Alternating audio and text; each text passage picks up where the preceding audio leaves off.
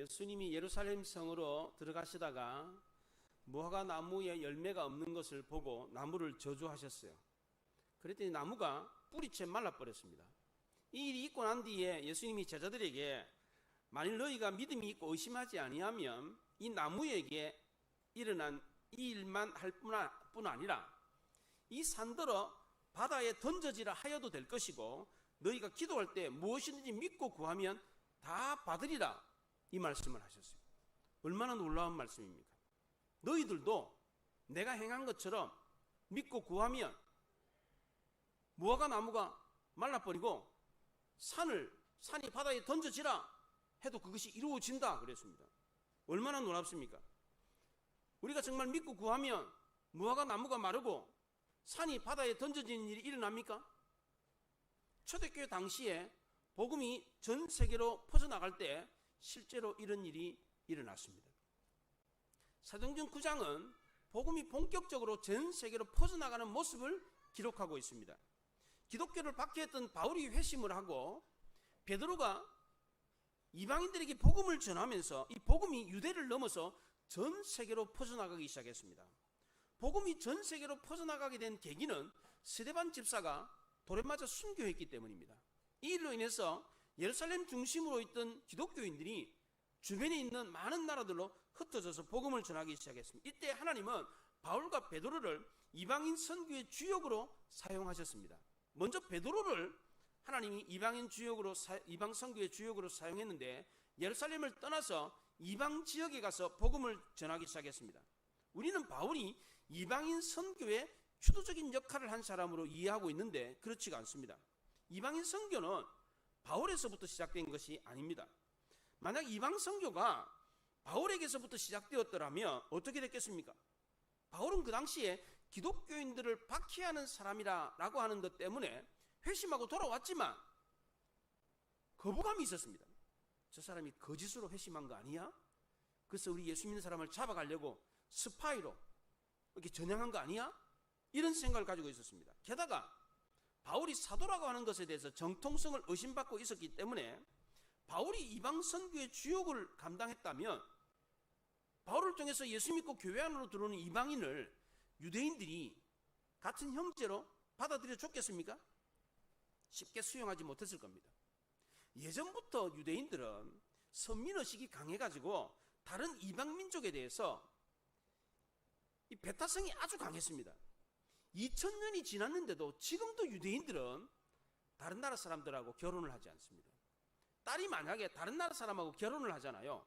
그러면 빈 관을 묻어버립니다. 내 딸 죽었다는 거예요. 그럴 정도로 아직도 배타성이 아주 심합니다. 이런 지독한 배타성을 지니고 있는 유대인들이 이방인들이 복음을 듣고 회심하고 교회로 들어왔다고 해서 쉽게 기독교인들을 받아줬겠습니까? 그렇지 않습니다. 사도행전의 저자인 누가는 이 사실을 너무나도 잘 알고 있었습니다. 왜냐하면 누가 역시도 유대인이 아니라 이방인이었기 때문입니다.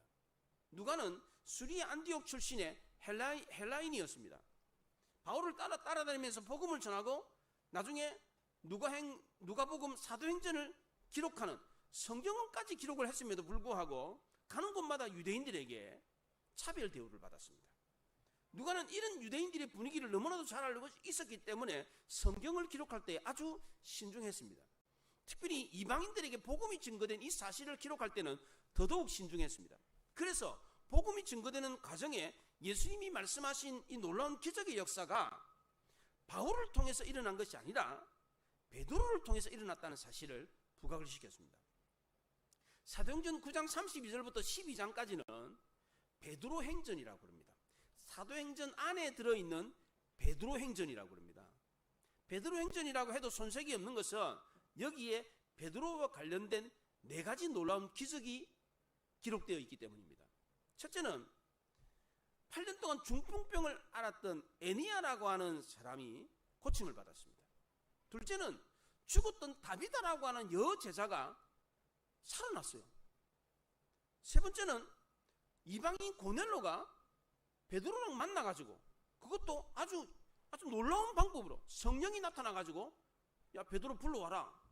그리고 베드로한테도 고넬로가 성령이 나타나가지고 고넬료 집에 가라 이렇게 해가지고 이방인 고넬료가 예수를 믿는 역사가 일어났습니다. 또 베드로 자신이 감옥에 갇혀 있었는데 성령의 인도하심을 따라 기적적으로 감옥에서 나올 수 있게 됐습니다.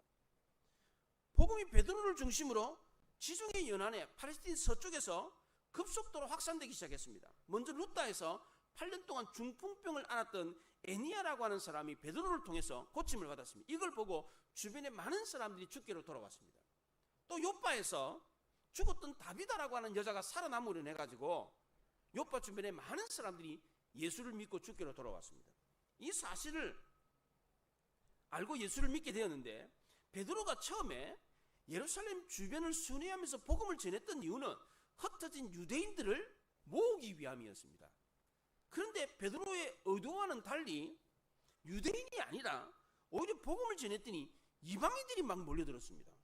이 사실을 통해서 베드로는 복음의 대상이 유대인들만을 위한 것이 아니라 이방인들까지 포함하고 있다, 이 사실을 알았습니다. 이걸 거부할 수가 없었습니다. 그때까지만 해도 기독교인들은 어디를 가든지 유대인들이 모여있는 회당을 중심으로 복음을 전했습니다. 사도 바울도 그랬고요.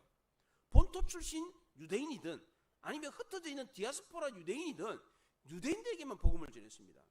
왜냐하면 그 당시 기독교인들 역시도 하나님이 자기네들에게 주었던 이 복음이 유대인들만을 위한 것이라고 생각하기 때문입니다. 그런데 막상 선교 현장에 가서 복음을 전하고 보니까 유대인들만 복음을 듣고 돌아오는 것이 아니라 오히려 유대인보다 이방인들이 더 놀랍게 더 많은 사람들이 복음을 듣고 돌아왔기 때문입니다. 더 놀라운 것은 유대인들보다 오히려 이방인들이 더 많이 복음을 듣고 돌아왔습니다. 이제 복음의 중심이 유대인이 아니라 이방인으로 옮겨갔습니다. 이것이 바로 그 당시에 성령의 인도하심을 받은 초대교회 선교의 분위기였습니다. 베드로 역시도 이런 선교적인 대세를 거부할 수가 없었습니다. 그 증거로 사도행전의 저자인 누가는 사도행전 9장 마지막 절에서 이렇게 기록을 했습니다. 베드로가 무두장이 시몬의 집에서 여러 날 머물렀다, 이걸 기록을 했어요. 베드로가 누구 집에 있었는데 그 누구 집에 그 직업을 특별히 기록을 했어요. 그 이유가 뭡니까? 이 무두장이가 그 당시에는 이게 천대받는 직업이었기 때문입니다. 무두장이는 죽은 짐승의 가죽을 다루는 직업입니다. 우리나라로 말하면 백정이에요, 백정. 그 당시 유대인들은 이런 직업을 가진 사람은 아주 멸시했습니다. 왜냐하면 죽은 시체를 만지는 것은 부정하다고 생각하기 때문입니다. 그 당시 유대인의 유전인 미시나라고 하는 책에 여자가 결혼을 했는데 남편의 직업이 무두장이라는 사실을 알면 이혼 청구를 할 수 있다, 이런 기록이 있습니다. 처음에 남편이 무슨 직업인지 모르고 결혼했는데 결혼하고 보니까 무두장이야. 이혼하겠다고 이혼 청구를 할 수 있다는 거. 이게 그만큼 멸시와 천대를 받는 그런 직업이었습니다. 그럼에도 불구하고 베드로가 이 무두장이 집에 들어갔던 것은 복음이 이제는 천민과 이방인을 구분하지 않고 모든 사람을 대상으로 한다는 사실을 알았기 때문입니다. 또 유대인들이 배타적인 선민의식을 갖고 있는 것, 이것이 잘못됐다는 사실을 알았기 때문입니다. 복음은 이미 흩어진 성도들을 통해 이방인들에게까지 전해지고 있었습니다. 이런 이방 선교사에게 주역을 담당했던 사람이 바로 베드로였습니다. 베드로가 이방 선교의 첫 번째로 갔던 곳은 누다였습니다. 이 누다는 예루살렘에서 북서쪽으로 약 40km 정도 떨어진 베냐민 지파 땅이었습니다. 옛날에 이곳은 블레셋 영토 아소돗에 가까운 곳이었습니다. 여기 바로 옆에 샤론 평지가 있습니다. 샤론의 꽃 예수, 샤론의 백합화, 이런 노래가 나오지 않습니까? 그 평지에 꽃을 아주 많이 심었던, 지금도 꽃 하원이 많은 그런 곳입니다. 그곳과 가까운 지역이었습니다. 베드로는 이곳에서 중풍병을 8년 동안 앓고 있는 애니아라고 하는 사람을 고쳐줬습니다. 애니아, 그러니까 여자 이름 같잖아요. 예, 한국 어감으로는 이게 여자 이름 같잖아요. 그런데 이 애니아는 헬라인 이름 중에 흔한 남자 이름입니다. 남자. 그 남자였어요. 이 남자가 8년 동안 중풍병을 앓아가지고 침상에 누워 있었습니다. 그 당시 중풍병은 도저히 고칠 수 없는 불치병이었습니다. 지금도 뇌출혈이 일어나가지고 마비가 일어나면 중풍병을 앓잖아요. 지금도 이 중풍병은 불치병입니다. 애니야의 이 중풍병은 마치 우리가 스스로 고침받을 수 없는 질병에 걸린 것과 같은 것입니다. 우리 역시도 이 애니야처럼 중풍병에 걸린 사람과 같은 것입니다. 애니야가 스스로 걷지 못하고 스스로 자기를 고치지 못하는 것처럼 우리 역시도 애니야처럼 스스로 구원받을 수 없는 그런 사람이라는 겁니다. 그러나 하나님이 역사하시면 불가능한 게 없습니다. 그래서 하나님은 베드로를 보내가지고 이 애니야를 고쳐주셨습니다. 애니야를 고친 기적은 베드로를 통해서 일어났지만 베드로가 아니라 하나님이 행하신 기적이었습니다. 베드로는 단지 예수님이 하신 일을 대신했을 뿐입니다. 34절에 이렇게 말합니다. 베드로가 이르되 애니야야, 예수 그리스도께서 너를 낫게 하시니 일어나 내 자리를 정돈하라 그랬습니다. 누가 낫게 한다고요? 예수 그리스도가 너를 낫게 한다 그랬어요. 요한복음 5장에서 예수님은 베데스다 목가에 38년 된 병자에게 내 자리를 들고 걸어가라 이랬습니다. 이때 38년 된 병자가 어떻게 됐습니까? 벌떡 일어나가지고 자기 그 침상을 들고 걸어갔습니다. 베드로가 전에 예수님이 살아계실 때 행했던 그대로 행했습니다. 애니야야, 예수 그리스도께서 너를 낫게 하시니 내 자리를 정돈하고 가라. 그랬더니 어떻게 됐습니까? 벌떡 일어나가지고 자리를 들고 갔어요. 어떻게 이런 일이 일어난 겁니까? 첫째는 베드로가 전에 예수님이 하셨던 것을 보았기 때문입니다. 예수님 병자를 향해서 그렇게 말씀하셔서 병자가 고침받는 것을 보았기 때문입니다. 또 베드로는 본 것으로 그치지 않고 그것을 믿었기 때문입니다. 본다고 해서 다 믿는 게 아닙니다. 병든 자가 고침받는 것을 보았다고 해서 본 사람이 그 일을 행할 수 있느냐? 그렇지 않습니다. 믿어야 됩니다. 베드로는 그것을 보았고 믿었습니다. 그 믿었다는 증거가 어디 있습니까? 34절에 보면 그리스도께서 너를 낫게 하시니라고 하는 이 낫게 한다라고 하는 이 단어의 동사가 현재 시제로 되어 있습니다. 나을 것이다.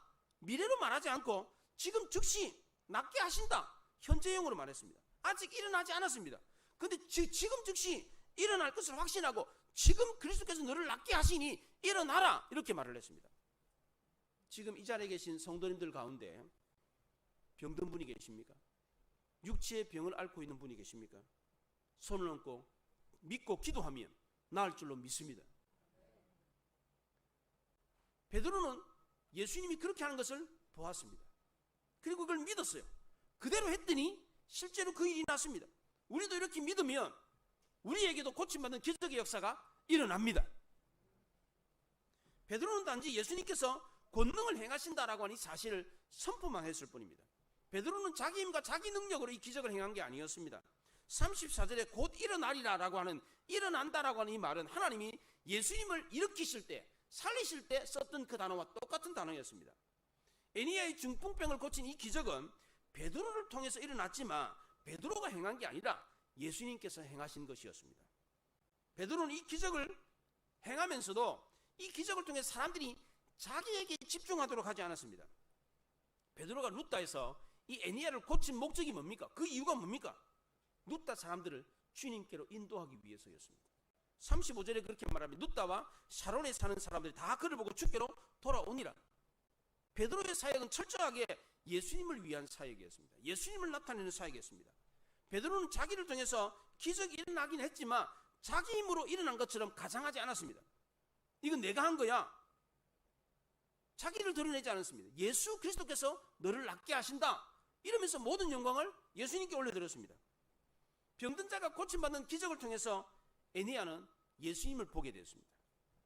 루다와 사론에 있는 많은 사람들도 이 기적을 보고 예수님께로 돌아왔습니다.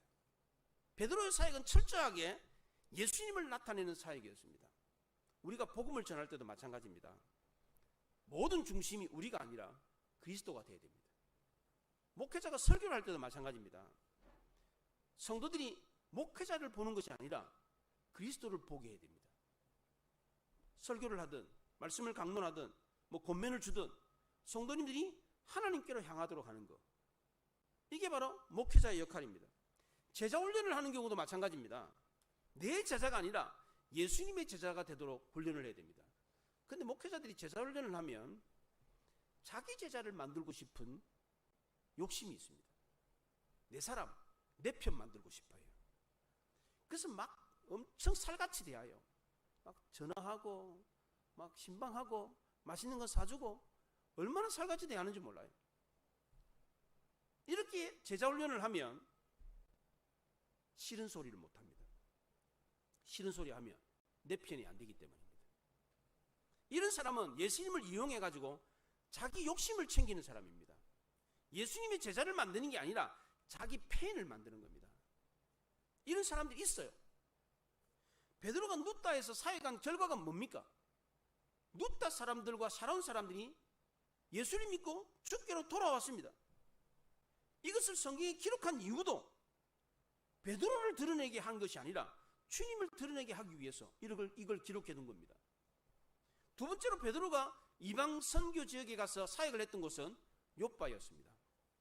이 욥바는 누따에서 지중해 방향으로 서쪽으로 한 10여 킬로 정도 떨어진, 예루살렘에서 한 50킬로 정도 떨어진 그런 지중해 해변의 항구 도시였습니다. 이것은 단 지파에게 분배된 땅이었는데 과거에 요나가 니느웨 성으로 가기 싫어가지고 다시스로 가는 배를 타려고 내려왔던 곳, 그것이 바로 이 욥바 여기입니다. 이 다시스가 바로 여기입니다. 이곳에 다비다라고 하는 여제자가 있었습니다. 이 다비다는 아람어 이름이고 또 하나 이름이 나오는데 도르가라고 하는 이름이 나옵니다. 이게 헬라식 이름이에요. 그 당시 사람들은 이름이 두 개인 경우가 많았습니다. 왜냐하면 아람어와 헬라를 같이 썼기 때문입니다. 옛날 우리나라도 일본 식민지 통치를 받을 때에 90세 넘으신 분들 보면은 일본식 이름을 가지고 있는 분들이 있어요. 밑짓고 무슨 꼬 보면서 자자 돌림 있잖아요. 자자 들어가는 분들. 그런 일본식 이름을 가지고 있고 한국 이름도 갖고 있는 그런 사람들이 많았습니다. 이 다비다 도르가 역시도 그런 상황에서 이름이 두 개가 된 겁니다. 예, 아람어도 쓰고 헬라어도 쓰니까 그래서 이름이 두 개였던 겁니다. 근데 이름의 뜻이 다 사슴, 사랑스럽고 아름다운 이름이었습니다. 이 다비다는 이 이름의 뜻대로 선행과 구제를 아주 많이 했습니다. 다비다는 머릿속에 항상 어떻게 하면 착한 일을 많이 할까, 이런 생각이 가득 찼습니다. 다비다의 손은 늘 언제나 남을 돕는데 분주했습니다. 선행은 말로만 하는 게 아닙니다. 우리 주변에 많은 엄청 예의 바르게 아주 공손하게 잘해요. 그런데 행동으로는 아무것도 하지 않는 사람이 있습니다. 말은 은쟁반에 옥구슬 굴러가듯이 청산유수처럼 잘해요. 말로는 천냥빚도 갚아요. 그런데 행동이 없는 사람이 있습니다. 전도합시다, 기도합시다, 교회 무슨 일이 있어가지고 이거 합시다, 뭐 좀 합시다 그러면 나타나지를 않아요. 왜 말은 잘하면서 행동을 하지 않습니까? 말보다 행동이 더 어렵기 때문입니다. 마음먹기 생각하기는 너무 쉽습니다. 근데 마음먹고 생각한 것을 행동으로 옮기는 것은 참 어렵습니다. 그래서 행동하는 사람은 많지 않습니다. 그럼 하나님은 뭘로 우리를 판단하십니까? 마음먹은 것으로? 생각한 걸로 판단합니까? 그렇지 않습니다. 베드로서 1장 17절에 하나님은 외모로 보시지 않고 각 사람의 행위로 판단하시느니라 그랬어요. 하나님 우리가 행하는 것으로 판단합니다. 욥바의 여제자 다비다는 말만 하는 수다쟁이가 아니라 실천하는 행동가였습니다. 진리를 말만 하지 말고 진리대로 살라라고 하는 격언이 있습니다. 제가 지금 진리인 말씀을 말하고 있잖아요. 저에게 주는 말씀이에요. 저도 이 진리의 말씀을 말만 할 게 아니라 행동으로 옮겨야 돼요. 그래서 목회자라고 하는 위치가 이게 쉬운 위치가 아닙니다. 말은 그렇게 해놓고선 행동이 따르지 않으면 그 말에 무슨 능력이 있겠습니까? 말하는 목사가 아니라 행동하는 목사, 실천하는 목사가 되어야 되는 겁니다. 그렇기 때문에 목사라는 자리가 참 어려운 것입니다.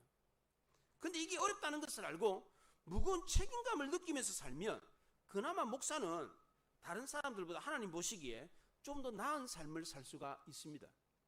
내가 말을 하니까, 말을 했기 때문에 나는 그래도 좀 더 잘해야지, 말한 대로 실천해야지, 이런 생각을 가지고 부담을 느끼고 살기 때문에 다른 사람들보다 좀 더 나은 삶을 살 수가 있습니다. 목사만 그렇습니까? 성도님들도 마찬가지입니다. 성도이기 때문에, 교회 중직자이기 때문에 좀 더 모범을 보여야지, 내가 좀 더 잘해야지, 이런 생각을 가지면 책임감을 가지고 부담을 가지고 살면 하나님 보시기에 다른 사람들보다 더 나은 삶을 살 수가 있다는 겁니다. 욥바의 이 다비다는 예수님의 여자자였기 때문에 함부로 살지 않았습니다. 선행과 구제를 다른 사람들보다 더 많이 했습니다. 이 구제는 자기가 가진 게 좀 있어야 하지 않습니까? 그렇다고 해서 많이 가진 사람만 구제한다 그런 뜻은 아닙니다. 조금만 있어도 얼마든지 구제할 수 있습니다. 다비다는 적든 많든 열심히 구제하려고 노력했습니다. 구제는 대체로 자기가 가진 것이 있어야 한다고 하지만 선행은 그렇지가 않습니다. 가진 것이 없어도 얼마든지 할 수가 있습니다. 마음만 있으면 얼마든지 할 수 있습니다. 그래서 선행은 가난한 사람도 할 수 있는 것입니다. 다비다는 선행으로 분주한 삶을 살았습니다. 남을 돕는 일이 있다 그러면 발벗고 나서서 열심히 그 일을 했습니다. 그리고 내색하지 않았습니다. 내가 했다.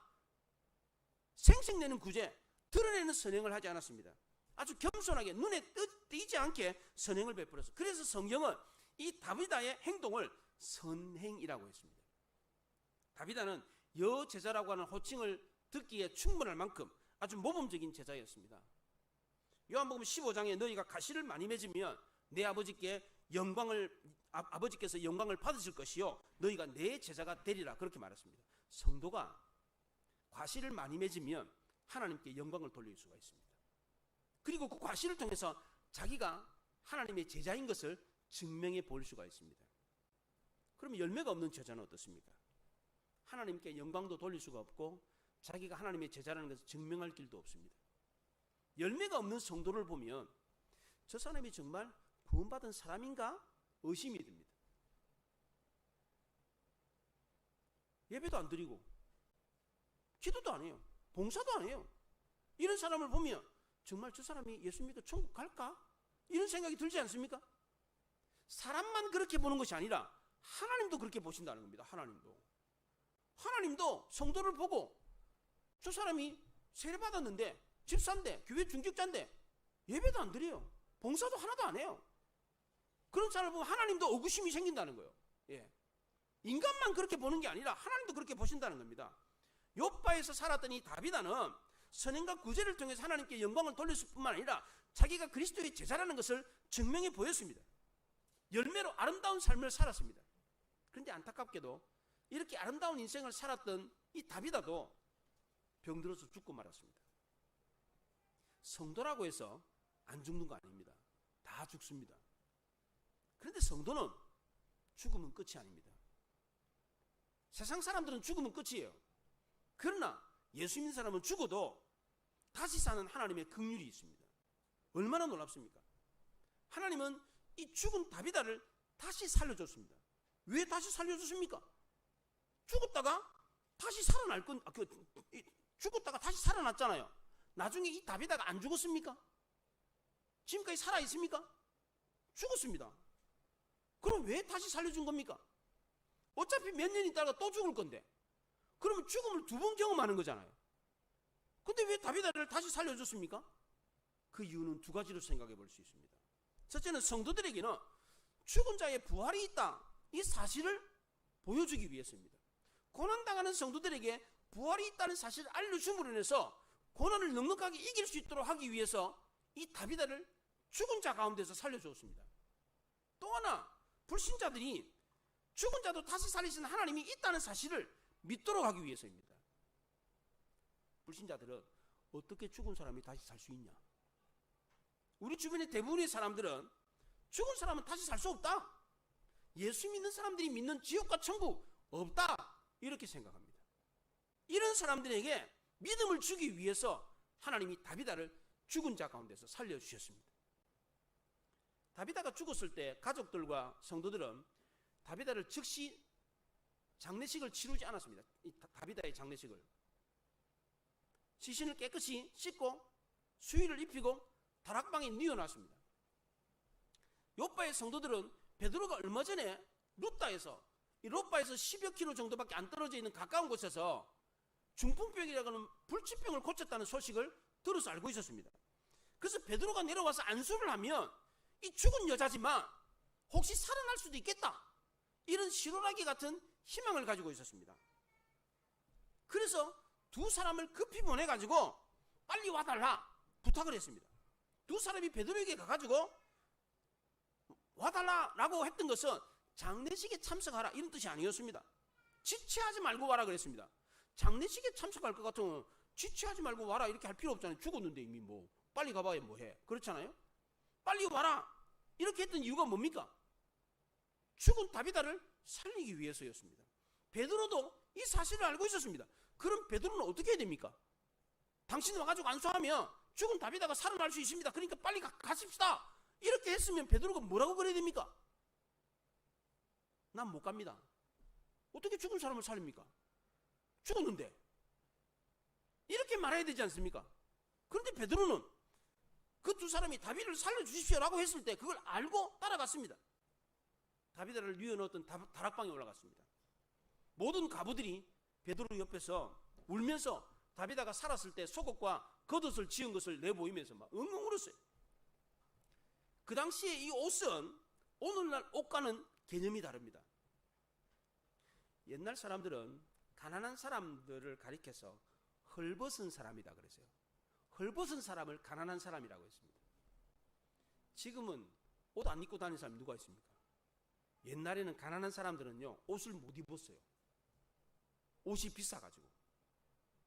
이 겉옷은 그 당시에 저당을 잡힐 만큼 고가였습니다. 고가. 지금이야 뭐 옷이 뭐 쓰레기통에도 있고 뭐 옷 수거함에도 있고 뭐 버린 옷이 그렇게 많잖아요. 그 당시에는 버린 옷이 어디 있습니까? 예.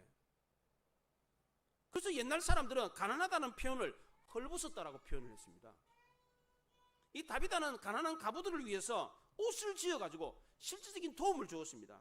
다비다는 말과 혀로만 사랑한 것이 아니라 행함과 진실함으로 사랑을 했습니다. 이렇게 착한 다비다가 죽었으니까 얼마나 슬프고 안타까웠겠습니까? 모든 가부들이 베드로의 옆에 서서 엉엉 울었습니다.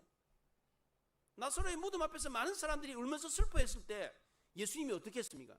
심령이 비통히 여기고 불쌍해서 죽었던 나사로를 다시 살려주었습니다. 베드로도 이런 심정이었습니다. 곁에서 울고 있는 모든 가부들처럼 베드로도 속으로 심령으로 깊이 공감하면서 막 울었습니다. 정말 착하고 사랑스러운 다비다가 죽은 것을 보고 어떻게 하든지 간에 살려야 되겠다 이런 생각을 했습니다. 그럼 어떻게 살립니까? 죽었는데. 죽은 여자를 어떻게 살립니까? 예수님처럼 하면 됩니다.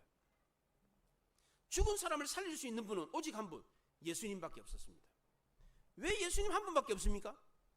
예수님만이 사망 권세를 이기셨기 때문입니다. 그럼 우리도 예수님을 힘입어서 예수님처럼 하면 사망 권세를 이길 수 있습니다.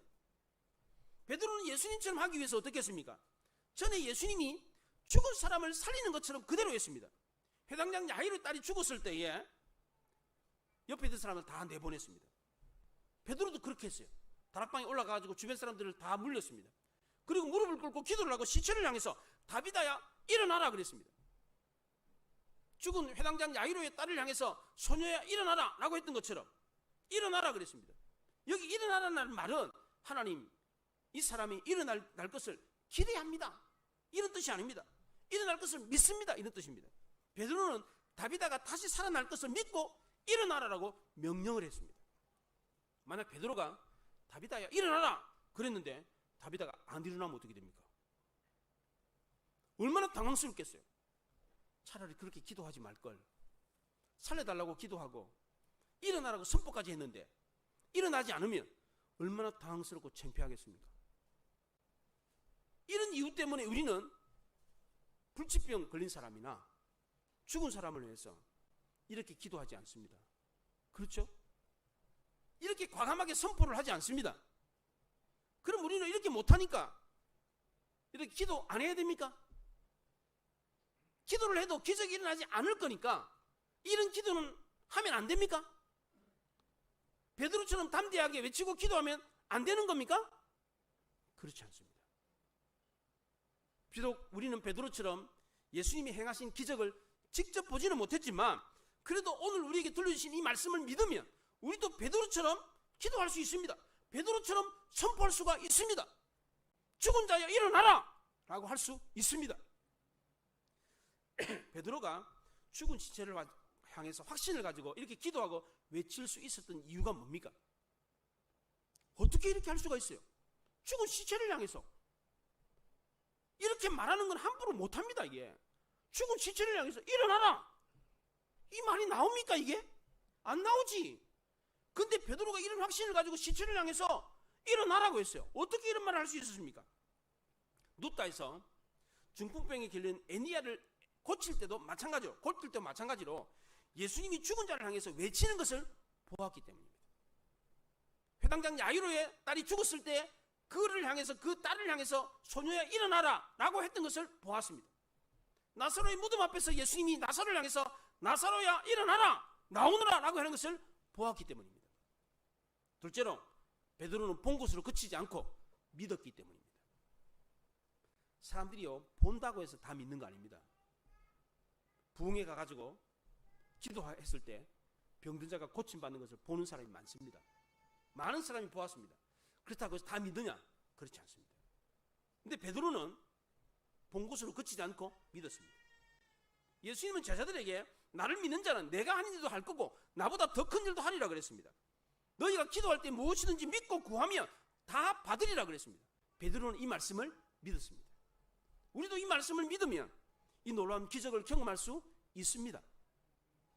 예수님이 소녀야 일어나라 라고 했을 때 소녀가 일어났던 것처럼 베드로가 다비다야 일어나라 라고 했을 때 다비다가 일어났습니다. 하나님이 베드로를 통해 이런 놀라운 기적을 행하신 이유가 뭡니까? 42절에 보면 온 요파 사람이 알고 많은 사람이 주를 믿더라 그랬습니다. 베드로가 놀라운 기적을 행한 것을 성경에 기록한 이유는 우리로 하여금 믿게 하기 위해서입니다. 요한복음 11장에서 예수님이 죽은 나사로를 살린 이유는 너희로 믿게 하려 함이라 그랬습니다. 우리는 성경이 기록된 이 기적이 사실이라는 것을 믿어야 합니다. 제가 10월 10일 날 친구 아들 결혼식이 있어가지고 동기들이랑 차를 타고 지방을 갔다 왔어요. 가다가 휴게소에서 잠깐 쉬었는데 어떤 아줌마 하나가 마스크를 끼고 목사님 안녕하세요 그러면서 와요. 그 마스크를 꼈으니까 누군지 알 수가 없잖아요. 그래서 마스크를 딱 벗는데 보니까 제가 23년인가 24년 전에 사역했던 청년부 사역했던 그 청년이에요. 청년이 저를 알아보고 목사님 안녕하세요 그러면서 저한테 인사를 하는 거예요. 23년인가 24년 만에 만났어요. 예. 너무너무 반가운 거예요. 그래가지고 너무너무 반가워서 한번 우리 교회를 오겠대요. 그 어저께 청년들이 이제 청년이 아니지 아줌마가 다 됐지, 이제 40대 중반의 아줌마가 된 아줌마들 셋이 왔어요. 우리 교회 와가지고 같이 점심을 먹고 한참 동안 이야기를 나눴어요.